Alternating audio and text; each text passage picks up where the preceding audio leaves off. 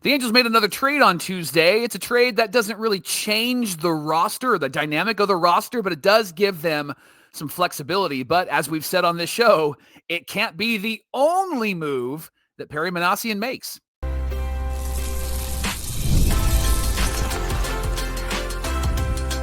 You are Locked On Angels, your daily Los Angeles Angels podcast. Part of the Locked On Podcast Network, your team every day. Thanks for making Locked On Angels your first listen of the day, part of the Locked On Podcast Network, where it's your team every day and the #1 sports podcast network in all the land. We're introducing you to Vaughn Grissom today.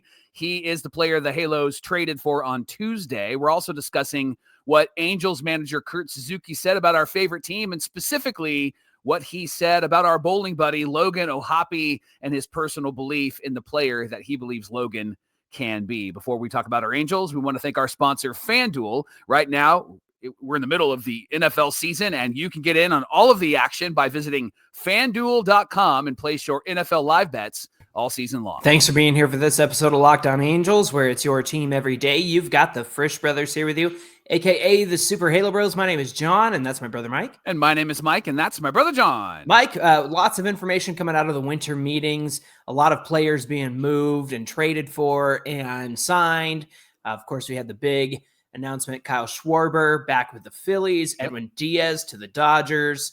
Wow. So a lot of big moves made, which kind of opens the floodgates for the next set of moves, the next tier of players. So it'll be interesting to see how things continue to shape up over the next few days. Because of that, we want you to be here on Locked On Angels Monday through Friday, every single weekday. We're talking Angels baseball with you for the sickos who love this team, lifelong fans, new fans.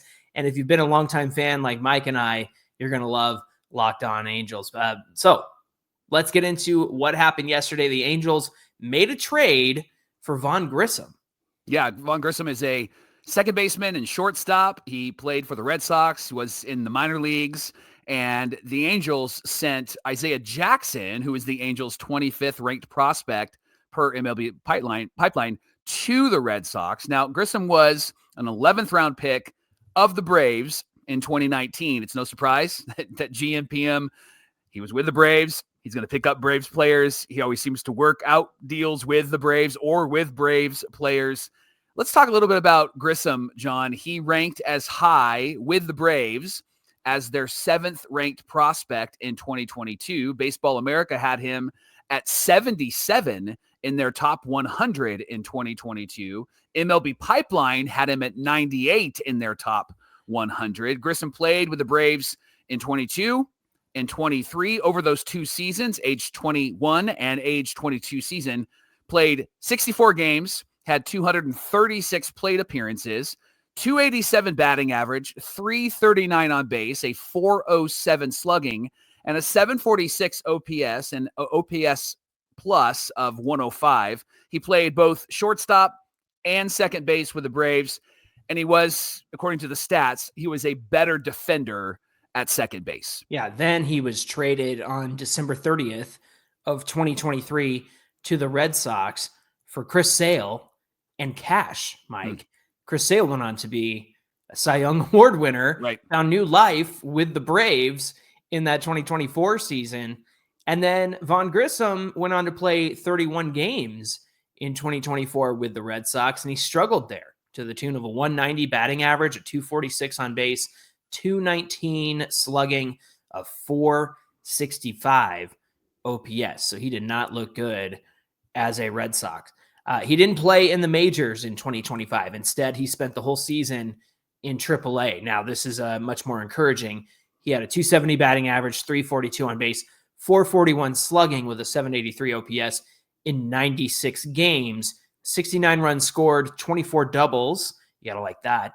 13 home runs, 48 RBI, and 9 stolen bases. Mike, his walk rate in AAA this past year was about major league average, and then his K rate was actually better than major league average. His expecting batting average in AAA last year was 272, so it's right in line with his actual batting average down there. Now, he was diagnosed with plantar fasciitis in September. That's when his season ended in early September.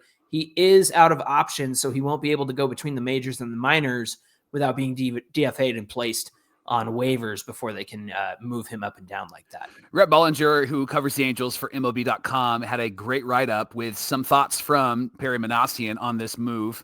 He mentioned that Grissom can play multiple positions in the infield, including the outfield. He could be a Luis Rengifo replacement in that sense. Perry said he'll come in and compete. He's a former top 100 prospect. I was with Atlanta when we drafted him. He's talented, and he has a contact bat, which is something that we're looking for, but no promises. Just come in, compete, and we'll see.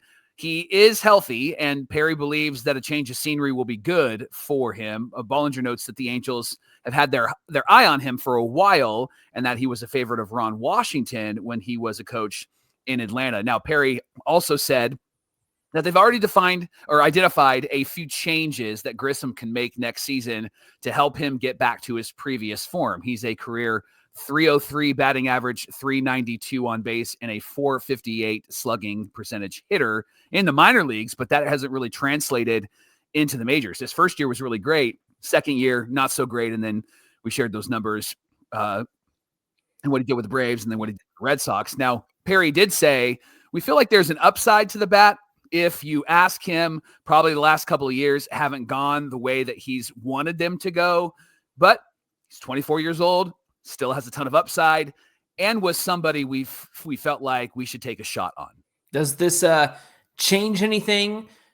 According to the Angels and their off-season plans for the infield will not, according to Perry Minasian. He said whether it's third or second, we're active everywhere. For the most part, Minasian said. We didn't have the year that we wanted to have, so there's a lot of opportunity to make the team better, whether it's the rotation, the bullpen, the infield, or the outfield. Now, Rhett also wrote that the Angels are open to moving Christian Moore from second to third base, something that we kind of heard about. We kind of touched on a little bit here on the show, and Perry said we're definitely open to it. It's something that he's experimented with in the past with us, so we're definitely open to it. Just depends on the hit at second and who's out there. We're going to take the rest of the offseason to continue to hopefully add quality players with upside. Now, real quick, I love this tweet from our buddy Lindsey Crosby. He's a Braves fan, of course, writes about the Braves. He's the postcast host for Locked On Braves, and he's one of my co-hosts on MLB Game Night. Here's what Lindsey had to say in his tweet. He said, the final trade is wild. The Braves get 2024 Cy Young Award winner Chris Sale and his entire 2024 salary. The Angels get Vaughn Grissom, and the Red Sox get center fielder Isaiah Jackson, 2025 8th round pick out of Arizona State. So funny how these things work out sometimes. Mike, tell me your initial thoughts on this move for Vaughn Grissom, and also, what do you make about Perry's comments about adding to the infield, moving Christian Moore over to third, that sort of thing? First, I heard Grissom, and I was like, Marquise Grissom. I loved that guy when he played in the center field. He was fantastic. But this is not Marquise Grissom, and they're not related. Vaughn Grissom is a name that I'm aware of. He's a guy that I know was a top prospect. He's a guy that I know was good with the Braves and then kind of got lost the last couple of years there, and then didn't really do much with the Red Sox except in the minor leagues and was pretty consistent in the minor leagues. John, this feels like a better version of Oswald Peraza. It feels like a better version of Scott Kingery. It feels like a better version of Luis Rengifo, maybe on par with Luis Rengifo, but he doesn't have options. So he's got to be on your roster. He's got to be in the mix at some point here.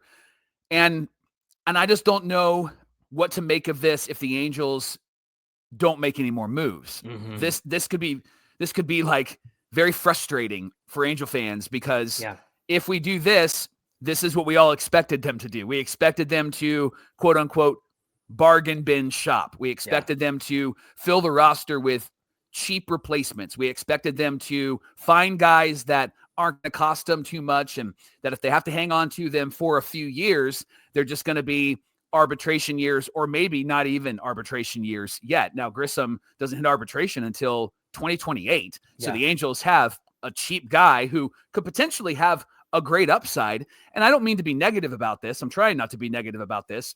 And I don't feel like I'm negative about this. It just feels like these are the moves that I'm like, I kind of expected this. And I really hoped that the Angels would do something outside of that. Now, I get that it's still early. And if you look at how the Angels have operated during the winter meetings, they haven't really made huge moves during the winter meetings. It's always been before or after. You mentioned on yesterday's show, February is when they signed Kenley Jansen. Mhm. So there's still a whole lot of moves and deals and signings that they could make. This just causes me to, again, pause. Remember, I said I was going to have my arms folded, sit back, and show me what you're going to do here, Angels. Show me what you're going to do here, General Manager Perry Minasian.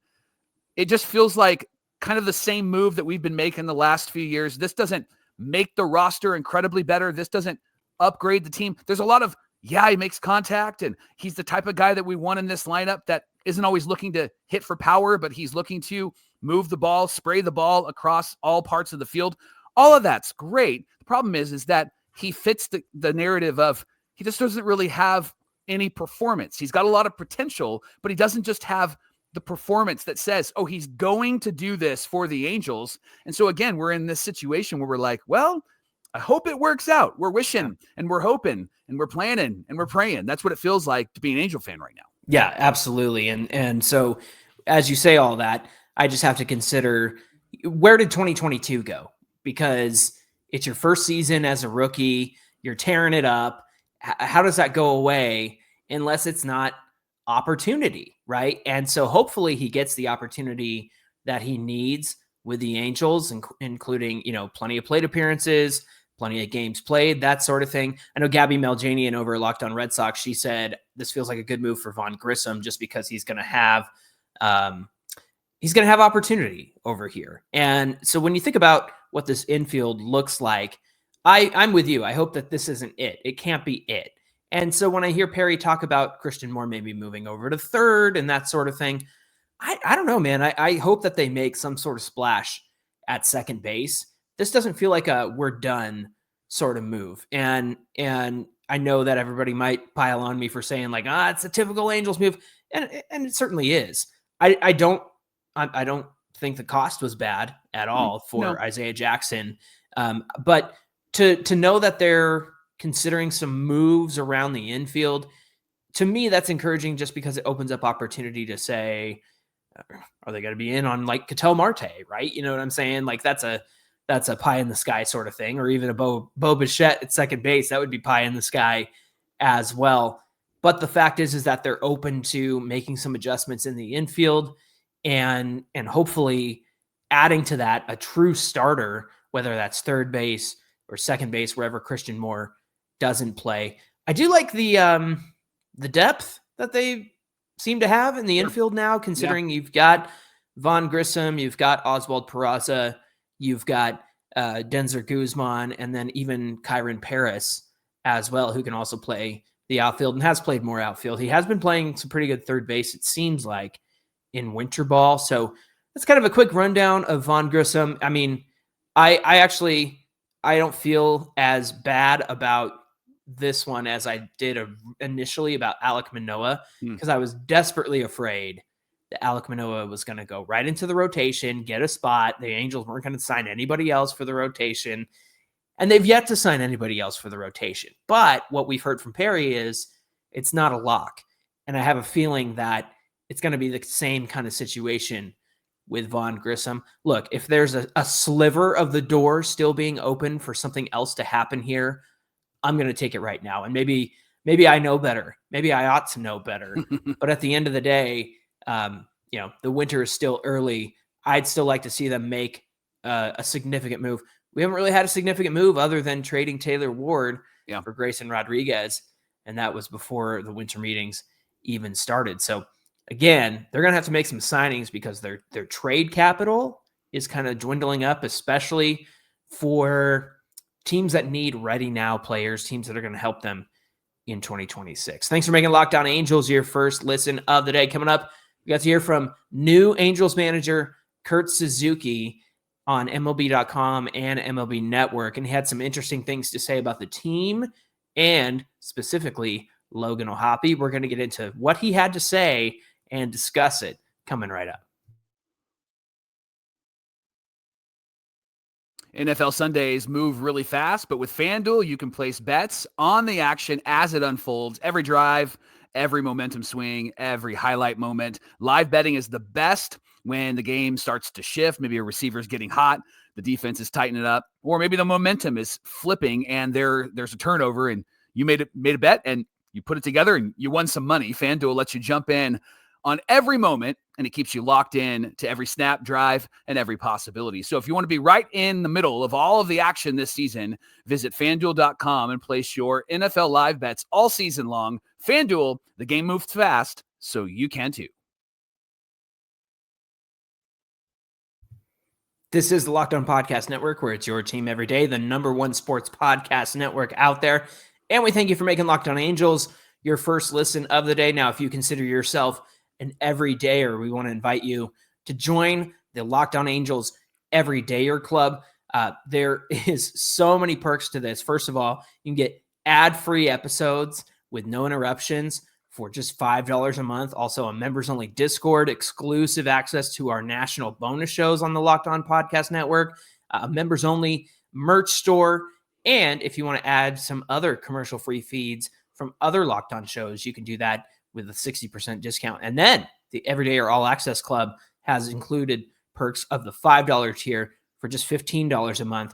Regular all access episodes of Locked On Angels, extended interviews, press conferences, Q&As, one-on-one texting with me, which has been a lot of fun so far, newsletter versions of each day's show, and a 15% discount on all orders from the members-only Locked On merch store. Mike, I'm going to do something pretty fun here pretty soon for everybody who wants to do a deep dive in the stats. I want to take people through Baseball Reference and Baseball Savant and Fangraphs and kind of give them an inside look at how you and I do our research. So if you're interested in that, make sure you sign up for the Everydayer Club because we'd love to have you along. John, Angels manager Kurt Suzuki spoke with the media this week, and one of the first things that he mentioned was Logan O'Hoppe. He talked a lot about Logan, and we're gonna share what Kurt said in a moment. But first, let's chat about our bowling buddy Logan O'Hoppe. We know he had a really tough year last year, both behind the dish and at the plate. Johnny, offensively, after hitting his 14th home run on May 22nd, which was in his 161st plate appearance of the season, Logan connected on just 5 more home runs over his final 290 chances. Yeah. Really struggled at the plate. Defensively, he struggled with blocking and framing, throwing, and at times pitch calling, and the staff accumulated a 5.04 ERA with O'Hoppe catching. Now, notably, this was interesting. With d'Arnaud catching, pitchers posted a higher strikeout to walk ratio, 2.56, than to O'Hoppe catching, 1.85. Now, to his credit, Logan was very honest with anybody that would ask about his season. He said it was terrible. He said he felt like he lacked an identity at the plate. He swung at everything, missed a lot, more than he'd like to miss, and he readily admits that he lost his way in all facets of the game. But this is the moment that really frustrated me and you and a lot of fans. Interim manager, not the interim manager anymore, but he's still with the organization, which I'm not sure how smart that is. But interim manager Ray Montgomery said some things that were really confusing about Logan O'Hoppe. Why don't you share that, John? Yeah, when asked if O'Hoppe needs to improve his relationship with the pitching staff, Montgomery said this: when you step out of the dugout, when you cross the lines, there has to be trust. There doesn't have to be a love, and he's probably got to earn a little bit of that trust back. And O'Hoppe responded by saying, as far as Ray's comments about me having to earn things back, there hasn't been one instance this year with any of my pitchers where I butted heads, got into it, caused any reason for them not to trust me. Not one. A lot of perspectives on my relationship with different pitchers has come from people that aren't me and aren't my pitchers either. If you ask any of the pitchers about it, I'm sure they would say our relationship is great.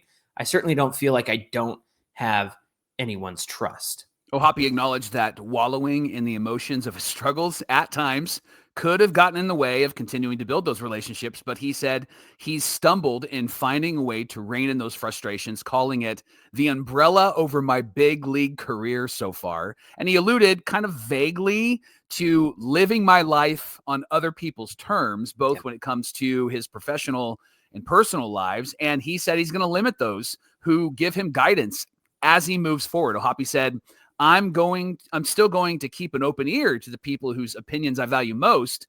But as far as suggestions that go against who I am as a person, that's not stuff I'm going to be listening to anymore. Now, Johnny, let's bring it back to Kurt Suzuki's comments. He said, and it was short and sweet, but he said he shares this belief that Logan is and will continue to be a special player, and that catching coach Max Stassi has got all the ideas and plans that he wants to do with Logan O'Hoppe.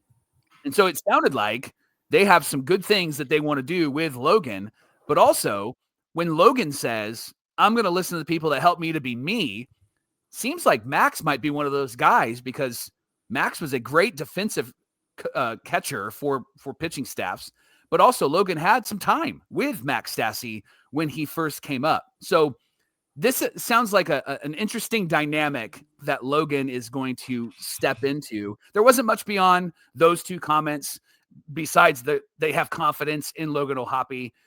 I guess my question to you, John, as we hear from Kurt and we hear from Logan, is who's to blame for Logan's down year? Like, give me a percentage. I get that the player has to own it, and Logan has. He's not going to blame anybody, but we're not the players. We're the podcasters. And so give me a percentage on the catcher, Logan O'Hoppe, and the coaches that are surrounding Logan O'Hoppe. Who's to blame? First, we need that on a t-shirt. We're not the players. We're the podcasters. Second, hearing the words catching coach Max Stassi felt weird when you said that. Yeah. But I'm super glad that he's the catching coach. Mike, I'm going to go 60-40. I'm going to go 60 coaches, 40 Logan. And Okay. I feel like maybe Logan might even agree with that. He would actually probably take more responsibility, of course. Sure. But here's the thing. What good were the coaches last year? None. Right? No good. The only person that we felt any affinity toward was Barry Enright, because we had seen him help some of these guys make improvements. And then, of course, there were some guys that took a step back or two, right? And so it was kind of 50-50 down the middle. When you talk about Johnny Washington as the hitting coach and the one size fits all approach that all the hitters had. Talk about Bo Porter and Eric Young Sr. at the corners having to switch, one quarter into the season because it wasn't working out where they were coaching over at first and third. Yeah. And even then there were still some bonehead base running moves that just didn't make any sense whatsoever.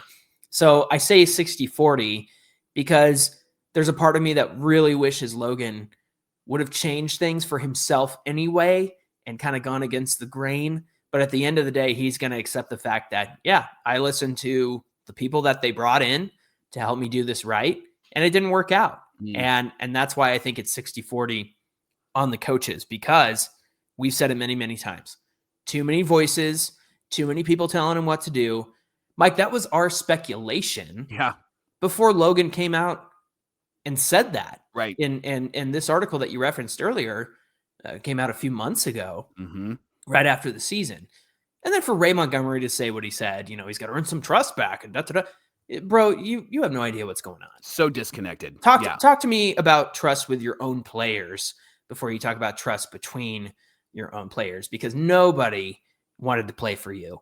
It was so obvious when he took over and just how poorly things went the rest of the way. I'm confident that Wash could have got this team to at least a 500 season if he didn't have his heart issues. I'm sure that would have been kind of the result there. But for Montgomery, who again, as a manager, an interim manager, is part of that coaching staff as well.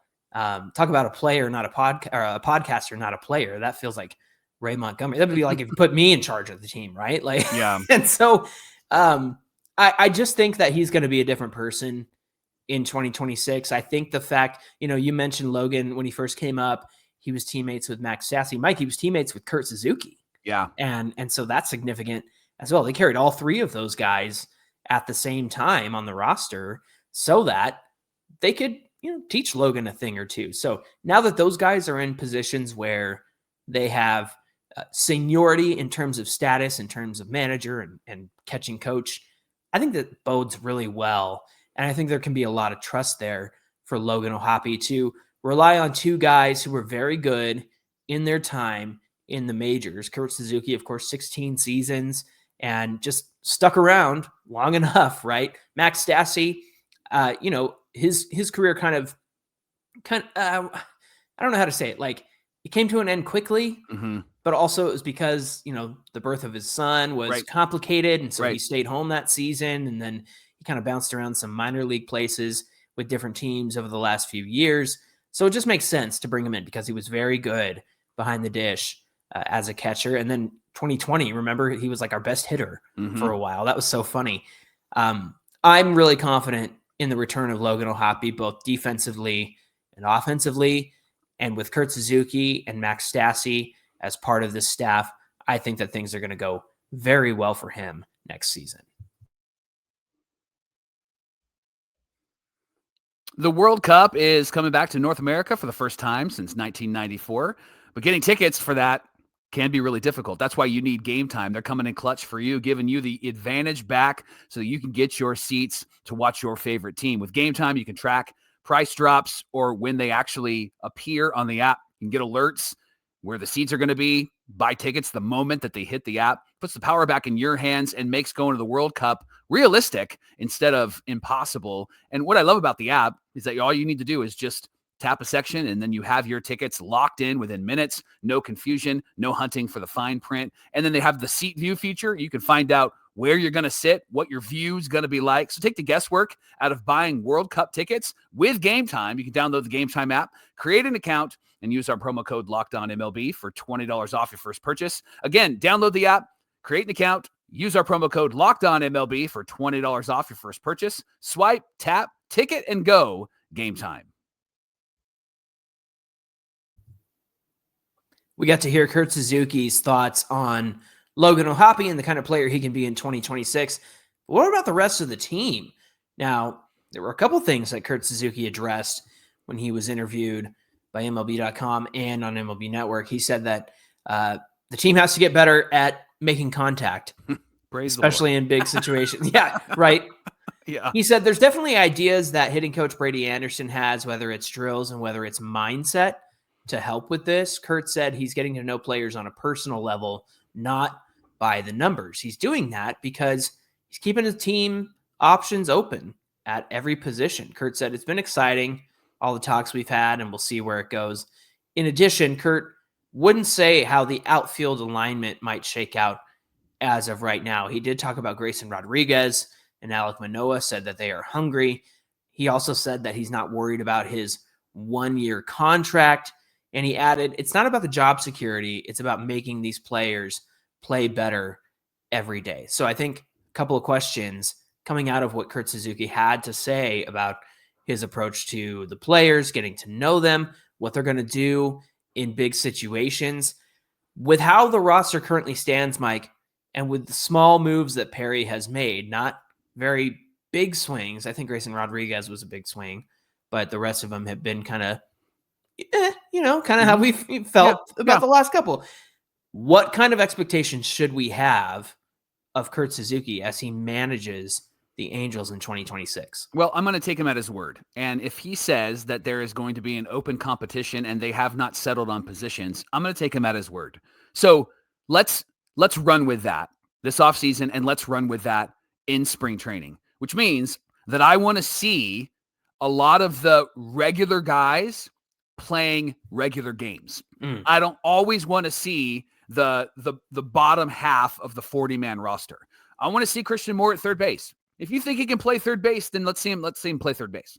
I want to see Mike Trout left field, or I want to see Mike Trout in right field. I want to see Jo Adell in center field. I want you to show me that these players are earning it. I want to see Alek Manoah start, and then I want to see Alek Manoah come out of the bullpen.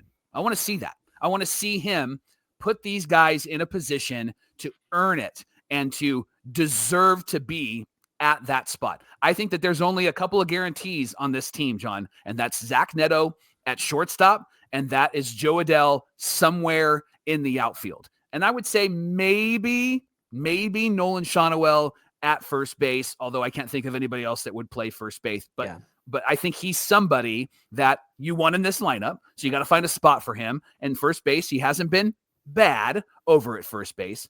I want to see even Logan O'Hoppe, big fan, but I want to see Logan O'Hoppe earn it. I want to see him crush it through spring training. I want to see him calling good pitches. I want to see Kurt Suzuki calling pitches from the dugout. Then Logan O'Hoppe is making that call, right? I want to see a little bit of Mike Scioscia small ball. I want to see Kurt Suzuki's fingerprints all over this team. My expectation is that this team will not look like the team from last year. If it looks like the team from last year, lots of strikeouts, no walks, lots of solo home runs, then I'm going to go and watch Andy Griffith. Little Aunt B, a little Barney, right? Yeah. Yeah, that's a throwback right there. Listen, I appreciated what you said about taking him at his word. And here's what I've gathered from what I heard from Kurt Suzuki. He's identified the issues that the team had last year. Not hard to do it. And right. So like, all I had to do was listen to our show. Yeah. Great job at doing the bare minimum of identifying the issues from last year. But Mike, I think about the kinds of moves that they've made so far where you have somebody like, I don't know, let's say Vaughn Grissom, right? He walks at a league average clip and he doesn't strike out as much as the league average, right? That's a step in the right direction. All along, and before I think we even did our GM episode, the biggest things that we talked about was where do the Angels suck in 2025? Yeah. And who are the kinds of guys that you can bring in to help improve those rates? Remember, they were top 4 in home runs, top 10 in strikeouts, and then literally everything else was 28th, 29th, 30th. Name a stat you can think of, and they were 28th, 29th, 30th. Yeah. And other than home runs and pitching strikeouts, right? They were certainly number 1 in hitting strikeouts. That's for sure. 30, I guess you could say.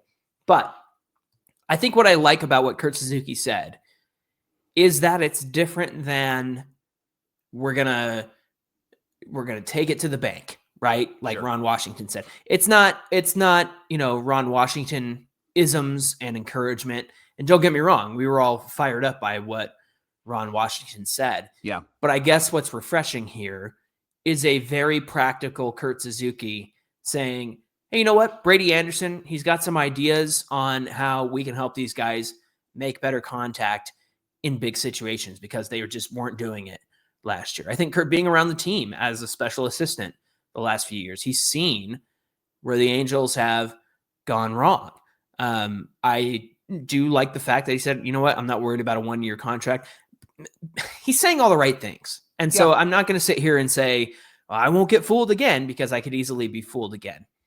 But what I'm trying to say is that I think the distinct difference between the last time the Angels hired a manager and this time around is that Kurt's got ideas on how to make this team better. He's got ideas that show that he sees the flaws in this team from last year, and he's sharing those ideas. He doesn't have everything figured out yet. Like he said, with the outfield alignment and what that's going to look like, because I don't think that it's complete. And the fact is, to go back to our original question, with how the roster currently stands and what Perry's done so far, what can we expect from Kurt Suzuki next year? If this is the team they hand him, it's an incomplete, right? It's not an F grade. It's not an A grade. It's an incomplete. It's not done. And so if you hand him an incomplete team, I'm not going to be mad at Kurt Suzuki. Will I get mad at him for certain things during the season? Yeah, maybe a bullpen call or the wrong call when this situation happened or that situation. Why are you putting, Bryce Teodosio at cleanup? Stuff like that I will get mad about. Yeah. Right? I don't expect that to happen. But what I'm saying is it's that level of thinking. So when all is said and done, I think the roster as it stands is certainly incomplete. To hand Kurt Suzuki that right now would not put him in the best position to succeed. However, I am encouraged by the fact that he's identified the issues and seems to have solutions. He's already had conversations about them. And like you said, it seems like he's going to make players earn it. So I think there's a lot to be excited about with Kurt Suzuki and what he's going to bring to the table next season. Do you? Yeah, I like what he said so far. I like that he's had some tangible things, even though they've been a bit ambiguous. It hasn't been just hype. There's been some really good, like, yes, here's what we're doing. We're identifying these things. We're going to have more conversations like that. Kurt is going to be the guy that you probably wouldn't hear about as a manager, but he ends up being a really good manager and not just a good guy. I think he could be somebody that if he had a good team around him, he could lead that team somewhere. Can he do it with this team? Well, right now the roster's incomplete, right? And they have to make some other moves. I think that they got to give Kurt all the tools that he needs to be successful this season because he's only got that 1-year deal. And I would love to see Kurt be successful and succeed with our favorite team and do it in a way that maybe is a bit under the radar, because when the Angels are under the radar, that's when they've been one of the best teams in baseball. Yeah, they always fly under the radar until somebody says, don't look now, look at the Angels, and they always ruin it for us every single year.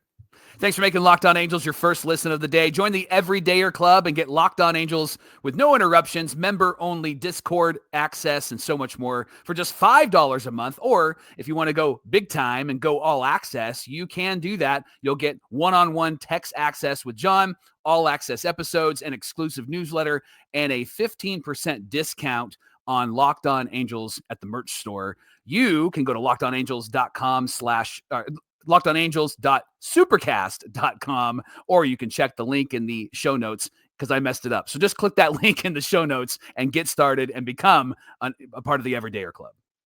Hey, be sure you give us a follow on Twitter at Locked On Angels, at Super Halo Bros on Twitter, Instagram, and TikTok. Mike, what do we have on deck for tomorrow's show? Well, the Rule 5 draft takes place today, so we'll see who the Angels take. Are they going to go get Garrett McDaniels again, or are they going to find somebody else? Or are they going to lose anybody? There's a couple of guys that they didn't protect, so they could get drafted by other teams. We'll talk about all of this tomorrow on Locked On Angels. All right, we hope you'll come back and join us for that conversation. Until then, my name is Jon, and that's my brother Mike. And my name is Mike, and that's my brother Jon. All right, for all you sickos who love this Angels team like we do, and all the everydayers who love to watch and listen, we'll see you back here on Thursday.